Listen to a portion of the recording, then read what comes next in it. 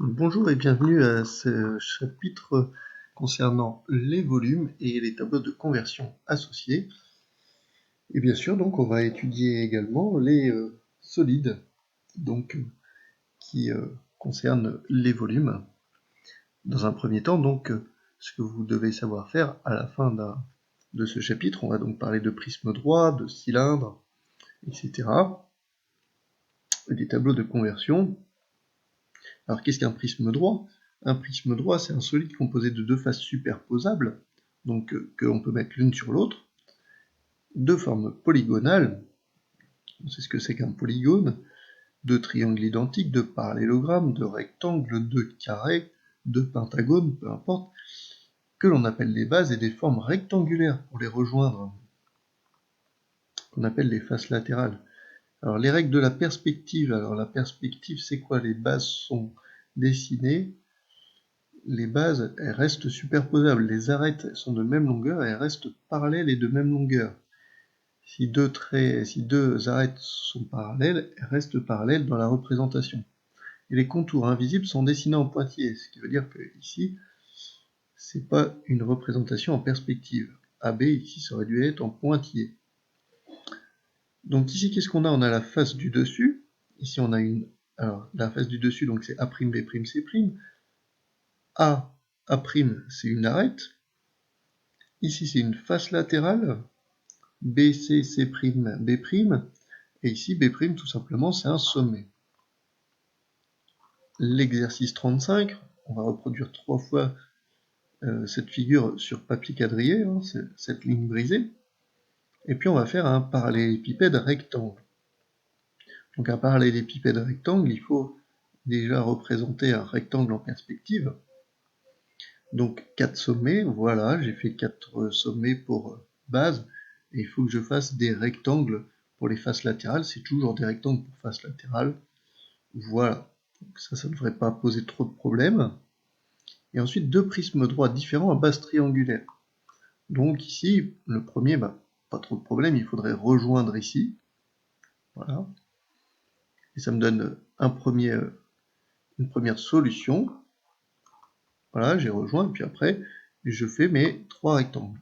Un rectangle dessiné ici, donc une première face latérale, un rectangle dessiné ici, une deuxième face latérale. Attention, c'est caché, donc on fait des pointillés, et un troisième rectangle dessiné ici, c'est caché, donc on fait les pointillés. Et puis ici, moi j'ai choisi de le faire, regardez, j'avais l'énoncé ici, donc j'ai choisi de rejoindre ces deux-là. Il y avait une autre solution encore, donc j'ai rejoint ici.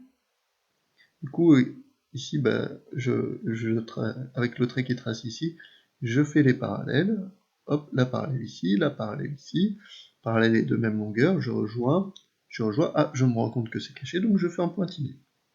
Et voilà, j'ai donc la face du devant, la face derrière, et les 3 faces latérales, une ici, une derrière, qui sont bien des rectangles. Exercice 40, dans chaque cas, reproduire la figure et la compléter en perspective cavalière, un cône pour représenter en perspective cavalière un cône de révolution, de sommet S et de base le disque représenté. Ici, qu'est-ce qu'un cône, hein? Vous savez ce que c'est qu'un cône. Donc j'ai un sommet et puis la base ici, ça va donner un disque. Donc je pars ici de S et je représente le disque. Ou je pars de T et je vais tracer un disque, mais en perspective. Alors ça donne quoi? Ça donne une ellipse. Un mot qu'on n'a pas besoin de retenir encore. Alors exemple, un parallélépipède rectangle est un prisme droit à base rectangulaire. Le patron d'un solide possède le même nombre de polygones que le solide possède de faces. Ah oui, parce que quand on ouvre un patron d'un parallélépipède rectangle, quand on ouvre un parallélépipède rectangle, ça donne un patron. Ça, vous l'avez déjà vu en 6e. Du coup, si on l'ouvre, ça donne donc ses faces qu'on étale, et donc on a le même nombre de faces. Donc le parallélépipède rectangle possède 6 faces. Si ici, du coup, j'étudie non plus le parallélépipède rectangle, mais le prisme droit à base triangulaire. Pourquoi à base triangulaire? Parce que ces deux bases sont des triangles. Du coup, je vais avoir une face, deux faces, trois faces, quatre faces et 5 faces pour faire mon patron. Voilà. Donc l'exercice 23 et l'exercice 25. L'exercice 23, le solide ci-dessous est constitué de deux prismes droits à base triangulaire et d'un parallélépipède rectangle. Donc là, j'ai un prisme droit et les bases ici et ici qui sont superposables sont triangulaires. Même chose ici et ici. Et puis ici, le parallélépipède rectangle. Citer toutes les faces parallèles à la face colorée en orange, AHD. Il y a BGC. Ici, il y a CGJF. Ici, CGJF. Il y a HIED. Ici, ça en fait 3. Citer toutes les arêtes parallèles à l'arête verte.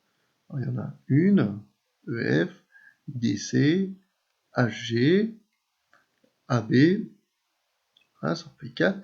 C'était 4 arêtes perpendiculaires à l'arête verte. Alors, HI, GJ, DE, même s'il n'y a pas d'intersection, hein, si on regarde bien, elle est perpendiculaire, puisqu'elle est parallèle à celle-ci, et si deux droites sont parallèles à une droite perpendiculaire, alors elles seront toutes les deux perpendiculaires à la même. Et ici, c'est la même chose pour CF, c'est la même chose pour AH, et c'est la même chose pour BG. Donc,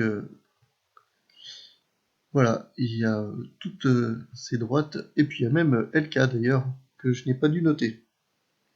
Donc il y en a 1, 2, 3, 4, 5. Alors, je vais recompter. HI, GJ, DE, CF, AH, BG, AD, oui, AD ici, tout à fait, puisque c'est le prolongement, BC, LK. Voilà, et ainsi je les ai toutes.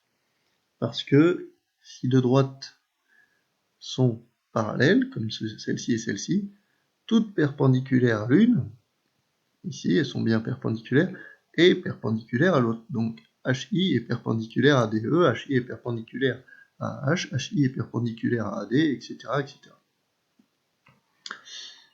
Donc RSTUVW est un prisme droit à base triangulaire, il contient la pyramide URST, précisez le sommet, alors le sommet c'est U,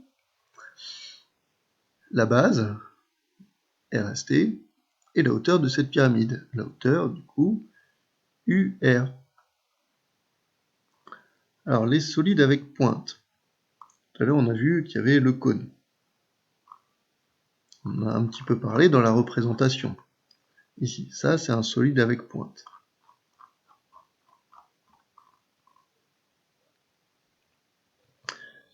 Les pyramides ont pour base des polygones et leurs faces latérales sont des triangles. Ici, ici, ici et ici.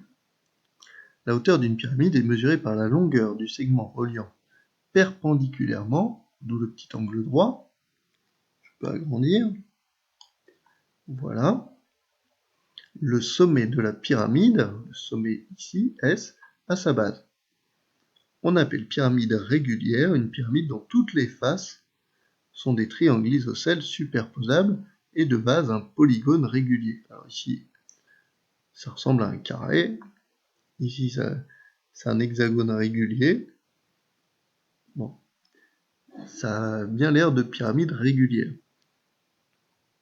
Donc pour faire le patron d'une pyramide, il y a un plan, voilà. Donc ici j'ai 5, par exemple, regardez, j'ai 5, 6, 6, hop, il faut que je prenne mon compas, je fais le triangle 5, 6, 6. Ici, donc, si j'ai 6 ici, il faut que je reporte 6 ici.